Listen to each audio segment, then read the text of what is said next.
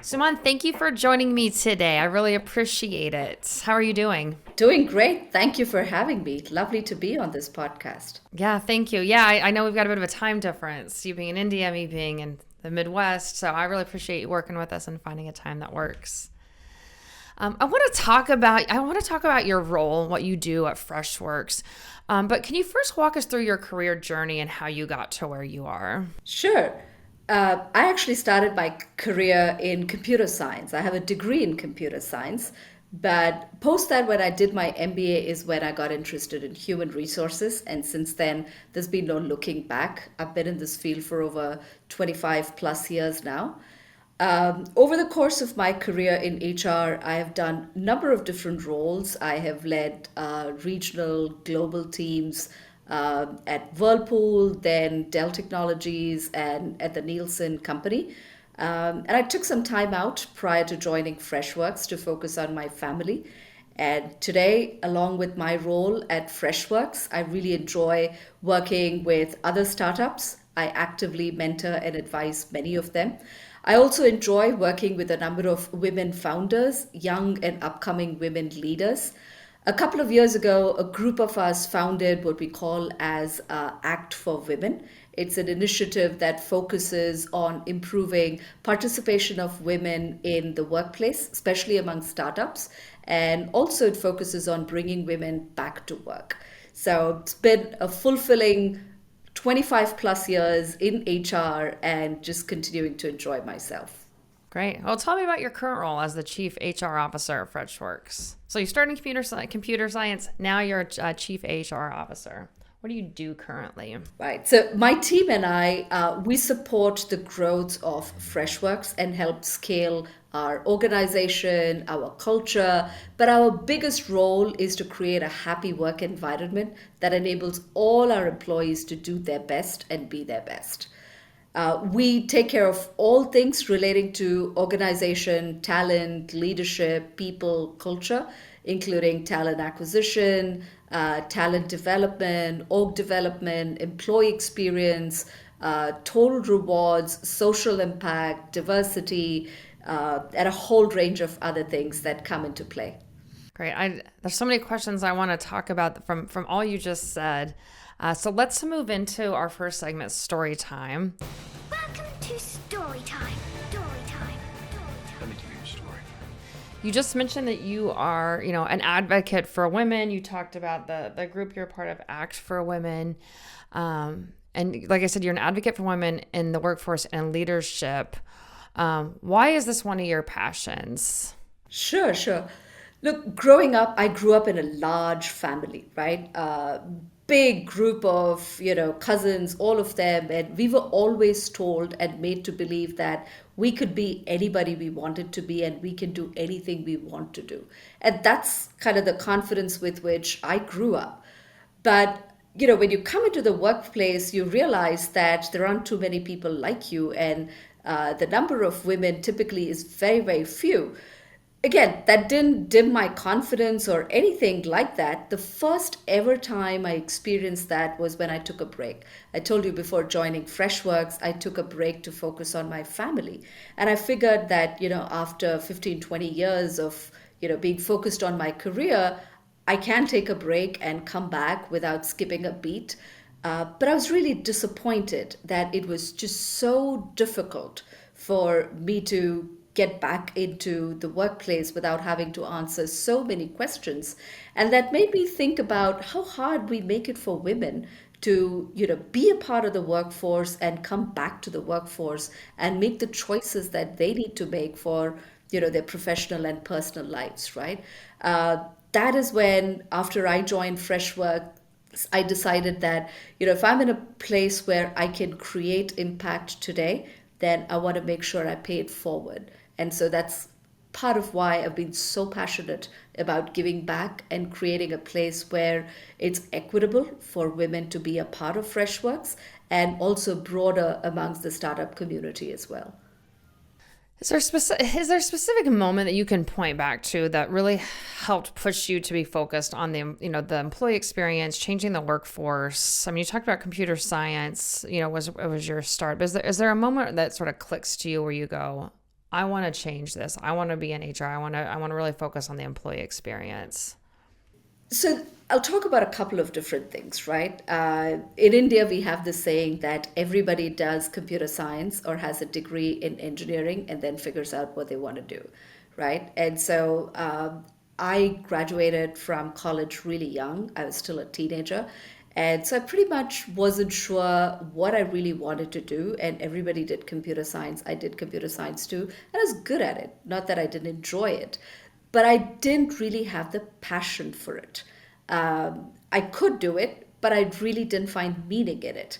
And so part of it was really searching for what is it that I can get excited about. And that's how I found human resources and something that I really enjoyed doing, which was creating impact and creating change.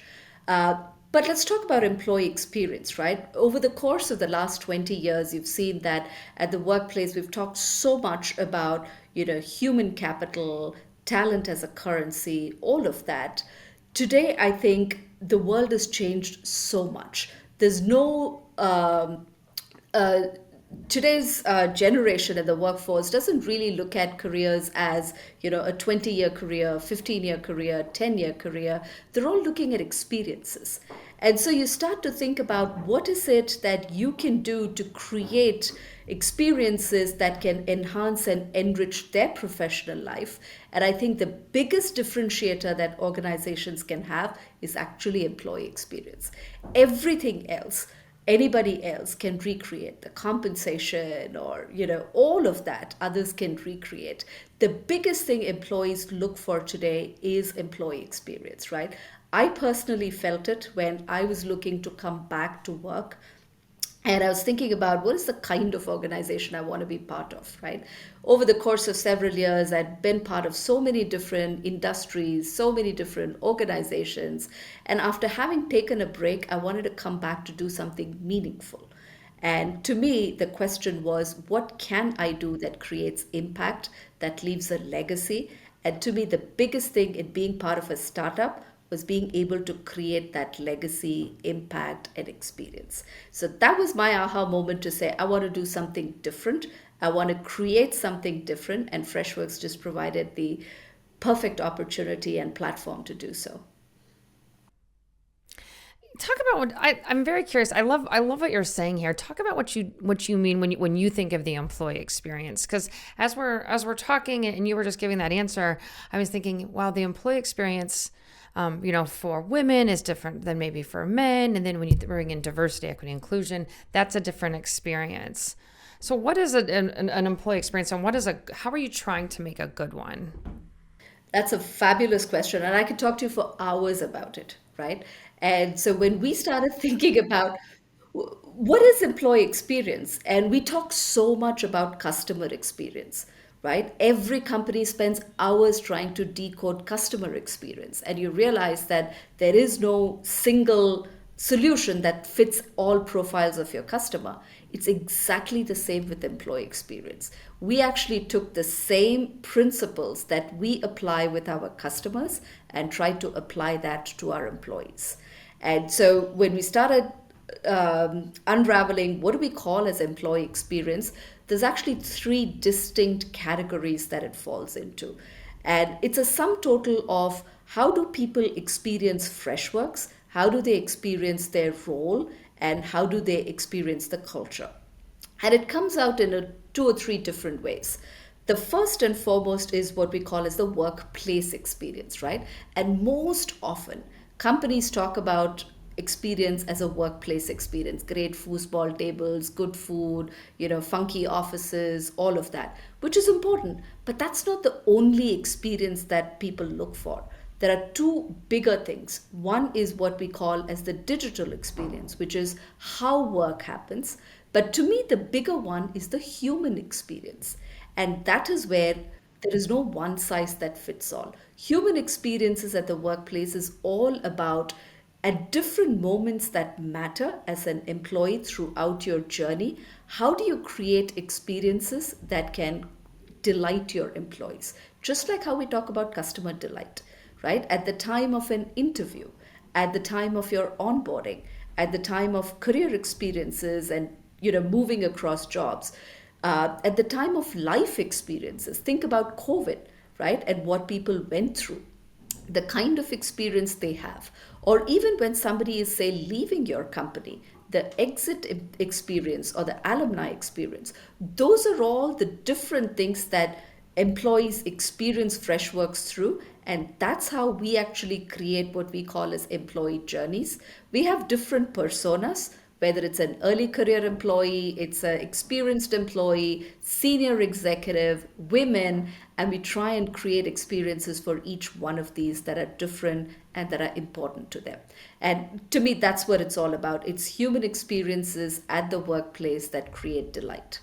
Yeah, I think that's such an important call out, and thank you for talking through that. That there is no one employee journey, employee experience. It's so important right now, and I love talking about this just because for me the pandemic was so interesting to go from where I would go to work every day and you see people at work and you may see like a picture someone has on their desk with their kids and their spouse.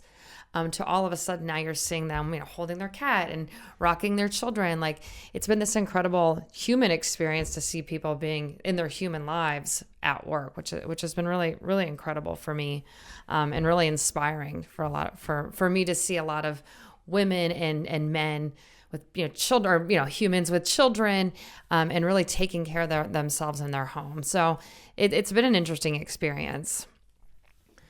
I want to move because I want to keep talking about this a little bit. So I'm going to move into our next segment called Getting Tactical. I'm trying to figure out tactics. You'd mentioned earlier about creating, culture is one way employees sort of have this employee experience. I know Freshworks went from a startup to a publicly traded company. You credit a good company culture for that. So I'm curious how you create that good workplace culture. And if you could just talk about some of the key elements that make up that culture. Sure. See, culture for us was organic, right? We did not suddenly get to a stage where we said we need to define culture. Right? And that's the nicest part. And I tell any company, any startup, that you have to be deliberate about it from the word go, right? Just as particular as we are about the kind of products we create, we have to be deliberate about the kind of company we create. And early on in our journey, we did not call it culture. We actually used first principles in terms of how will we work together, what kind of a company we want to be, what kind of people, do we want to hire, how do we make decisions. Those are all first principles on how we work together. Over time, that is our DNA still. We've gone from, a 7-member startup to a 5,000-member company. That DNA still exists. And over time, that is our culture. And we keep adding to our culture. We keep evolving that culture. But it's really important to know what is unique about your company. It is really important to have a point of view on what kind of a company you want to build, you want to create. And that is what defines your culture. Culture is less about a statement you make. It really is about the way you operate. And it has to permeate everything you do. And only then it's truly culture and it's meaningful. It comes to life in how we make decisions, right? We had a culture called, we still do, called creating a happy work environment, which is optimizing for employee happiness, right? And I'll give you an example. When this whole pandemic came about and took us all by surprise, we had to make decisions around hiring, we had to make decisions around compensation, all of that. And like every other company, we paused and we said, okay, let's just understand the impact it'll have on our business before we do anything, right? Is it really going to have a huge impact, minor impact? You don't know. And we kind of paused it for a month or two. And ultimately, we decided that, look, if we stick to our first principles and we optimize for employee happiness, let's just go ahead and do all of it. Our business will come back. Our people will appreciate it. And that's what we did. And yes, of course, our business came back and we found that our employees were just so proud to work for a company that prioritizes them, right? That's what I mean. Culture is about everything you do, how you make decisions, how you work together. And we've always had these principles or core values that have defined it. And that's really what has helped us create the culture we have. There are 4 or 5 elements we talk about, which is craftsmanship, happy work environment, agility and accountability, and being a true friend of the customer. Those 4 values haven't changed over time, and it still underlines everything we do. Let's talk about the employee side of that for a second. When you're hiring employees to sort of, I'm gonna use this, then I'm gonna say something after it, to like fit into the culture. And I know you're a proponent of not fitting into, but adding to. So I want you to talk about that difference, because I know a lot of the roles I've been hired for, I've heard, well, you're a good fit for our culture. Would you talk about that, the benefits and what it looks like? I think culture fit is a much used and abused term, right? Uh, if you use it well, it'll work for you, but I'll tell you why it doesn't. Because oftentimes when we define cultural fit, we define it in terms of a personality, right? We don't define it in terms of a certain value, right? That's where I see most companies falter. And when you define it in terms of a personality, then you're always going to hire a certain type of personality, and you end up finding yourself in a spot where you have zero diversity, right? When we say we add to the culture, what we really mean is we look for people who have the core values. We don't go by artificial definers of culture like pedigree in terms of educational qualifications, the kind of company you should have worked for, the exact specific work experience you need to have. You find that you kind of get straitjacketed into the kind of people you're hiring. That's why we always say that we look for people who are talented, who have shared values with us, and who have the right work ethic and who have the ability to learn. Everything else, to be honest, you can teach. The knowledge on the job you can teach, but you cannot change somebody's value system. You cannot change somebody's work ethic, right? And early on, that's how we started hiring for, and even today, that's kind of how we hire. That's what we mean by adding to our culture, not just fitting into our culture. Yeah, so you being in HR, I have a question about that. So how do you work with like hiring managers to help them change their mindset? I mean, as I'm listening to you, I'm going, I think I would still like even subconsciously go, well, they've got the good experience. They've got, the education. So how do you work with hiring managers and people across Freshworks to make sure that we're focusing more on value add rather than fit? It is easy to do when you are an early stage startup. It gets much harder when you're a bigger company, right? Because you do take a lot more risks when you're in early stage.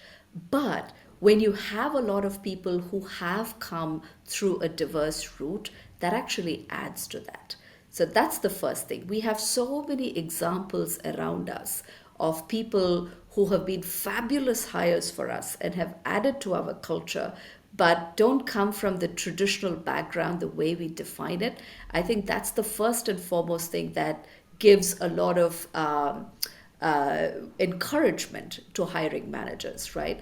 That's one. Two, the other thing we do and we insist on is every single hiring manager has to go through a round of, kind of a training on how to hire for Freshworks before they actually, get to interview. And in most of our, almost 99%, very rarely we skip this round, we do what is called as a culture round. And that is somebody who is outside of, your regular technical panel who evaluates for culture. And they look for, do they have shared values and all of that. So that's one way we ensure that our values still remain the same. But our hiring team and our hiring managers really work together in terms of how do we really cast a wider net in terms of hiring for talent without being so narrowly focused. I'm going to move on to the next segment called Ripped from the Headlines. You hear the news? Extra, extra, read all about it. I want to keep thinking. I want to keep talking about this employee experience because most of the world is either working remotely or hybrid because of the pandemic.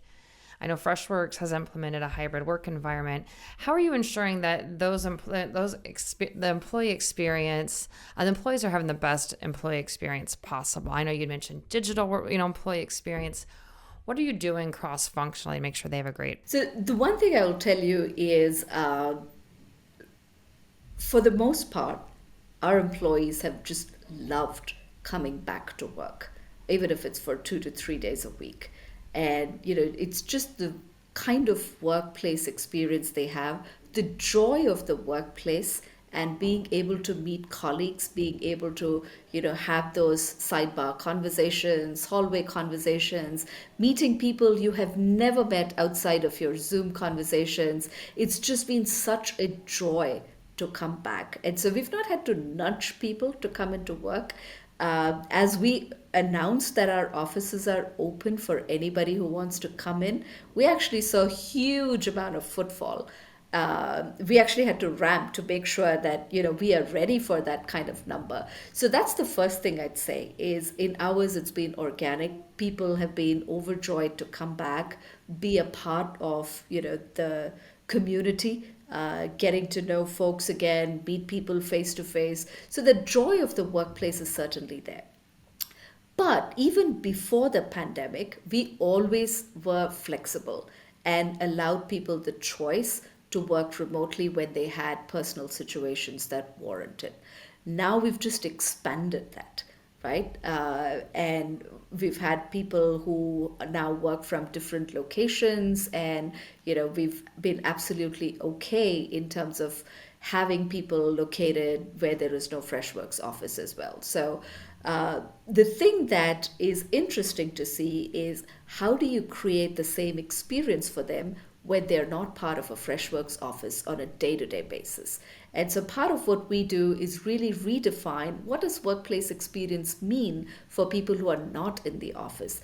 And I will tell you this, the first time we went into the pandemic, the first thing we did was to say, if happy work environment is a cultural value, we have to help people create happy workplaces for themselves. So, people were not used to having large, workplaces, especially, given how large our workforce is in India, you don't have those dedicated workspaces. So right off the bat, we gave everybody a way to create their own happy workplace that they can be productive from, they can enjoy. And we actually, you won't believe the joy it created. People actually started posting on social media the kind of workplace they had created, the work desk they had created, how they were trying to create that happy workplace, all of that. Onboarding people remotely, creating that sense of joy when they come on board, but not in a Freshworks office. That is something we've been deliberate about, which is how do you create that moment of delight that you're a part of Freshworks, you're just not in an office.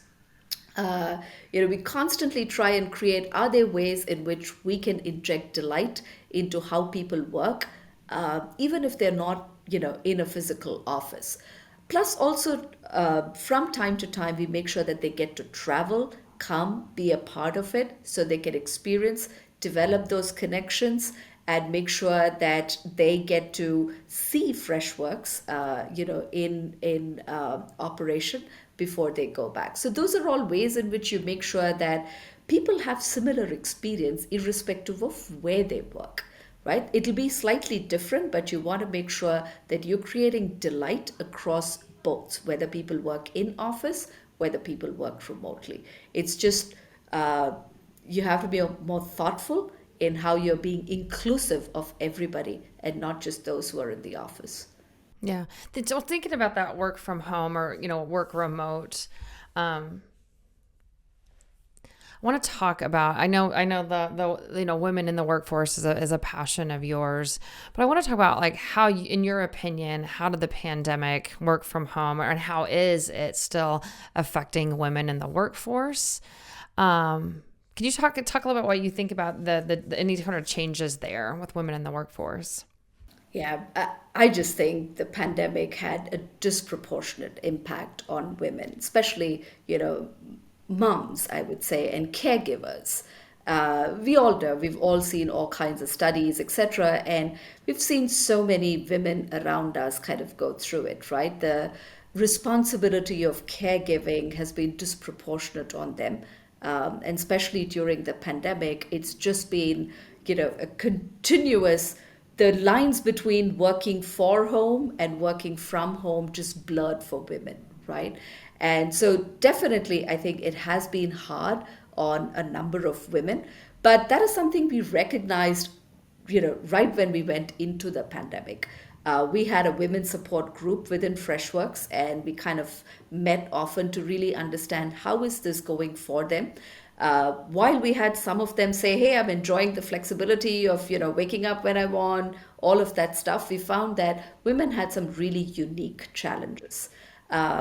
Just in terms of never ending work, especially those who were young mothers and had really young children, with no online school and all of that, they were really, really slammed. And so we started creating support groups for them. And you won't believe it, the entire Freshworks community stepped up for people with really young kids, right, who just needed a break.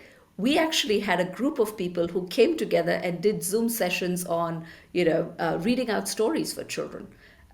This was way back, right into, when we were in the early days of the pandemic, just so working parents got a few hours of time and breather to get other stuff done, right? So we did stuff like that. We worked with partners who would enable people with young children to enroll them into some kind of an online storytelling daycare session, even though daycares weren't open and all of that, but recognizing that so many of these challenges were unique to women. Most of the time, just coming together, having conversations, and helping them understand that they were not unique. We all go through it, irrespective of, if you're a CXO or you're a trainee, we have the same situation. And sharing ideas on how we can make it easy really helped. We tried making it flexible for them in terms of when they operate, how they operate. So we did a number of things to make sure that we were making it easier for women to balance both working for home, working from home, balancing personal and professional lives. And I think, it's gone a long way in ensuring their well-being as well. I know Freshworks. I know from reading just stuff you've done already that's already on the internet, that Freshworks has some pretty big goals on getting a certain percentage of women. I believe you're at that 35% women. You're aiming for 40% to be at Freshworks, with 25% of those women in leadership roles by 2023. I want to know how that's going, and what, if anything, Freshworks is doing to attract women to work there. I think a few years ago, just before the pandemic, when we were discussing about culture at Freshworks and how do we make sure that we continue to be an organization that is diverse and continues to grow, we asked ourselves, what is it that we want to be? And what kind of goals or anything. And our CEO was the one who right off the bat said, the world is equal. There are equal number of men and women. Why should the workplace not be equal? And that's how we actually made a pledge for equality and said that our goal is ultimately to be equal. It's not good enough to say you have 30% women or 40% women. Ultimately, it should be equal, right? And that is our pledge for equality. And that's where it all started.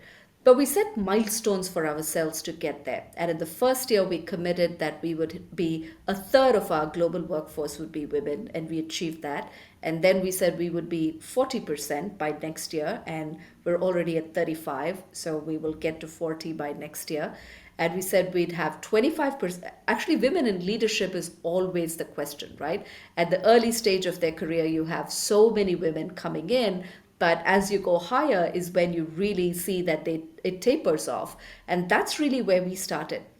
And from having nobody on our board, we have 3 fabulous leaders who are women on our board. From one management leader who was a woman, that was me, to now three. Today we have 25%. We've already hit our goal of 25% women in the leadership positions, and we're setting our goals higher. So that's really our approach. We want to make sure that we continue to be an equitable workplace, and we want to have equality across all levels. And that's our pledge, that's our promise, and that's what we're striving towards.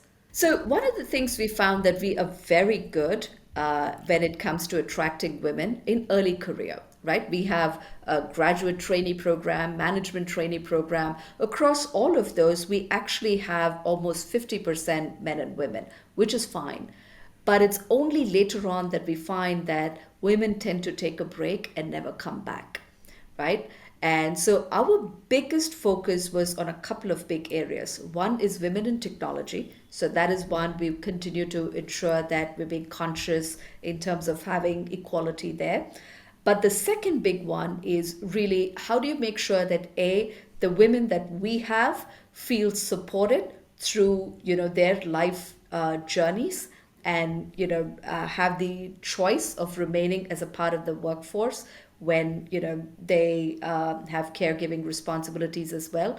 But most importantly, there are so many talented women out there who take a break, and we all just make it incredibly hard for them to come back.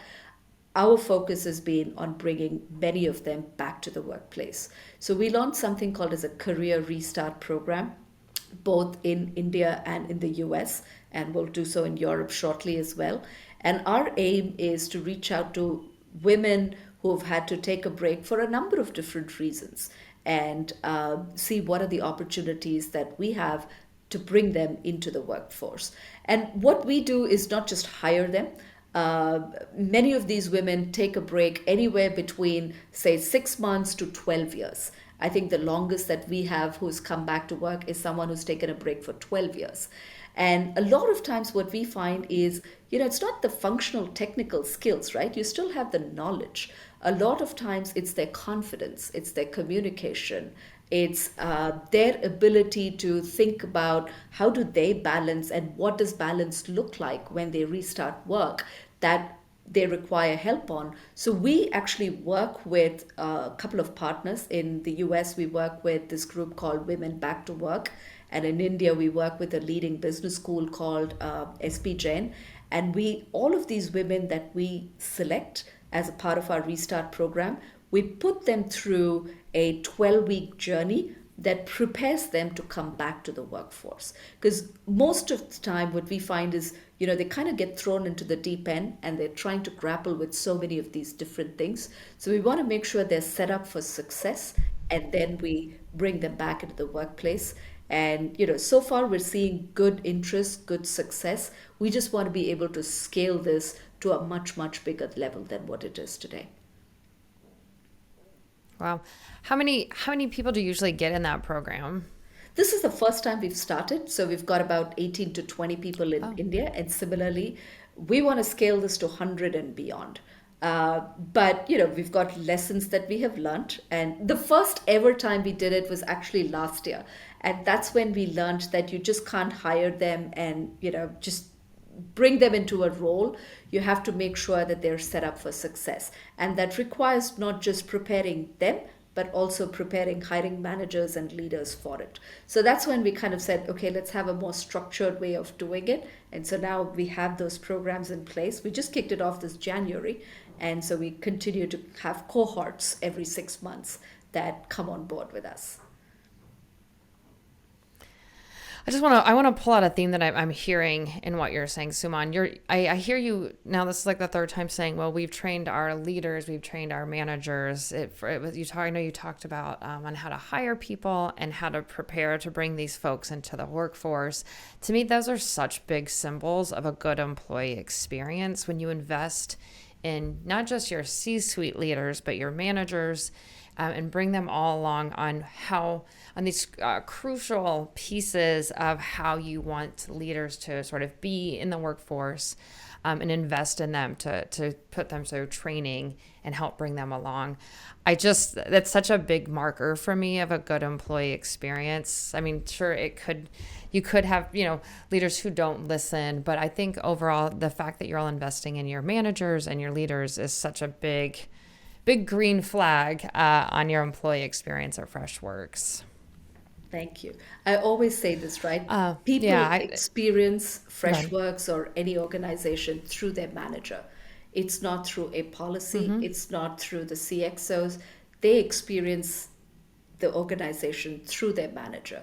And so ultimately, you have to prepare your managers to make sure that they're able to bring this to life. Yeah. And I hope, that's such an important piece that I think people fundamentally they do understand, but then they don't really invest in. And there's this saying, you don't leave jobs, you leave managers. And that there's a lot of truth to that. When I think of maybe roles I've had where I didn't have a great manager, that impacts how I now feel about the entire company. I'm sure, our listeners can identify with that. Or you have a great manager, you love your job. You don't, don't mind going to work every day. You're looking forward to it. You enjoy it. So I think investing in managers is such a big component. Absolutely. Yeah. I want to move into our last segment, asking for a friend. Just asking for a friend. Hey.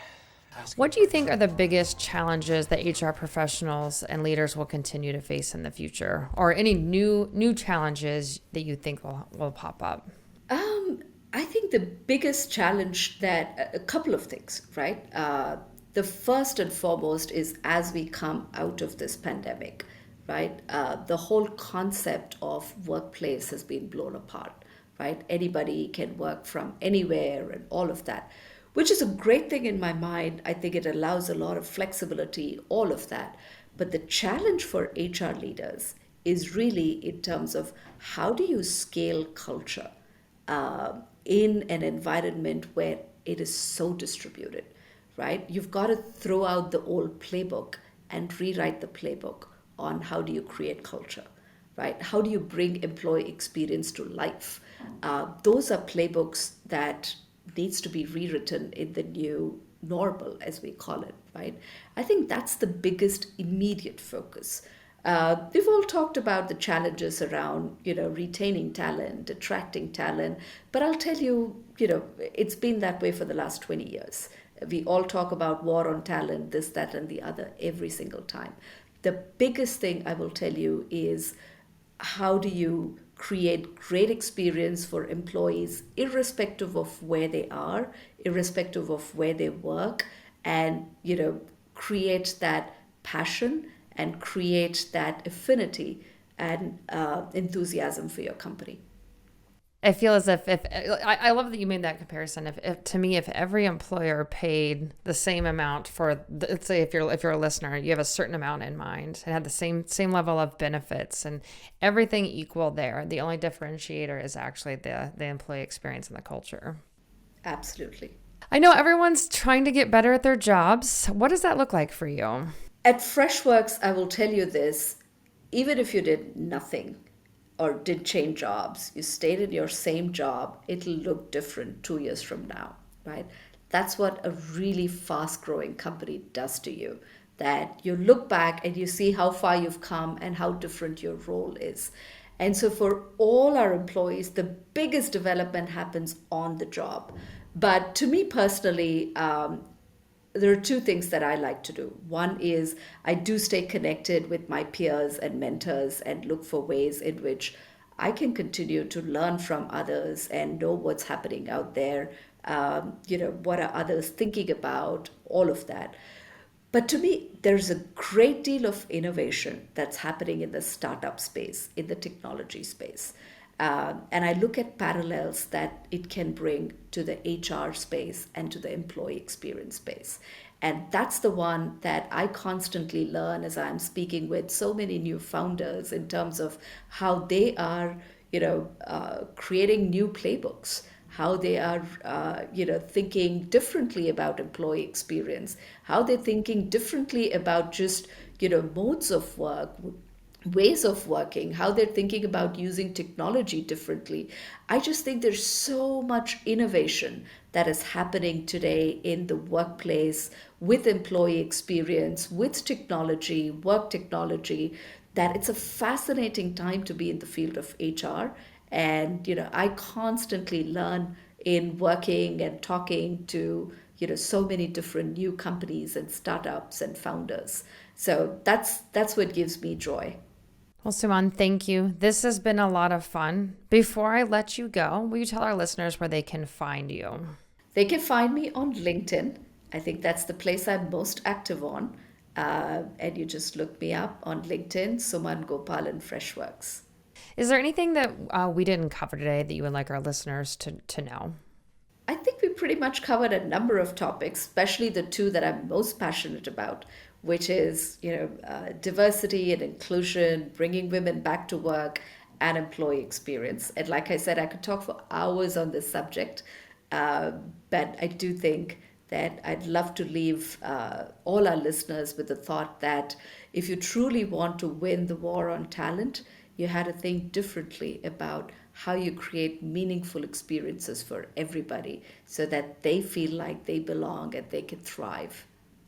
Thank you, Suman. I have a lot of respect for what you're doing for the spaces and the diversity, equity, inclusion, and bringing women into the workforce. So thank you for all you're doing. I love your different perspectives. It's really great to hear, and I'm looking forward to all the stuff you'll do in the future. I'll keep an eye on that. So thank you so much for joining me today. This has been great. Thank you. Thank you for having me. Lovely talking to you, and I loved your insightful questions. You made me think a lot as well.